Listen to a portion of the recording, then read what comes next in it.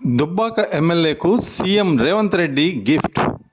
ఇటీవల జరిగిన అసెంబ్లీ ఎన్నికల్లో దుబ్బాకలో కాంగ్రెస్ ఓడినా దుబ్బాకలో త్వరలో రెవెన్యూ డివిజన్గా మారనున్నది. గత వారం సీఎం రేవంత్ రెడ్డిని ఎమ్మెల్యే కొత్త ప్రభాకర్ రెడ్డి కలిశారు. దుబ్బాకను రెవెన్యూ డివిజన్ కేంద్రంగా చేయాలని రిక్వెస్ట్ చేశారు.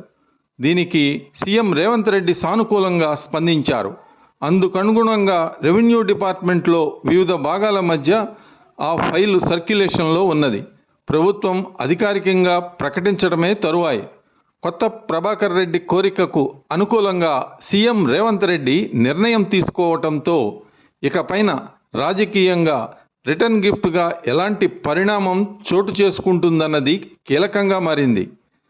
దుబ్బాకను రెవెన్యూ డివిజన్గా ప్రకటించాలని మాజీ ఎమ్మెల్యేలు రామలింగారెడ్డి, రఘునందనరావులు తీవ్రంగా ప్రయత్నించారు.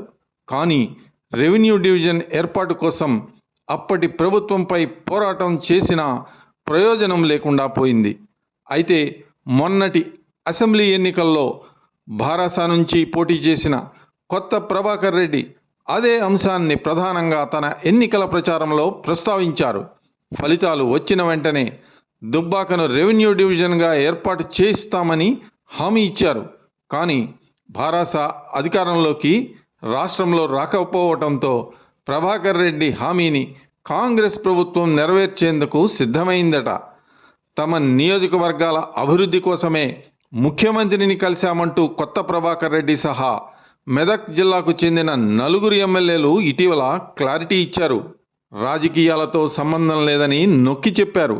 దీనికి తగినట్టుగానే సీఎం రేవంత్ సైతం మాజీ సీఎం కేటీఆర్ కలవటానికి వచ్చిన అవకాశం ఇస్తానంటూ వ్యాఖ్యానించారు.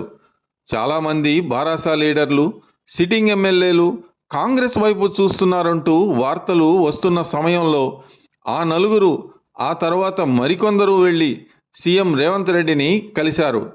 దానికి కొనసాగింపుగా వారి విజ్ఞప్తులకు ప్రభుత్వపరంగా సానుకూల స్పందనలు రావటం గమనార్హం.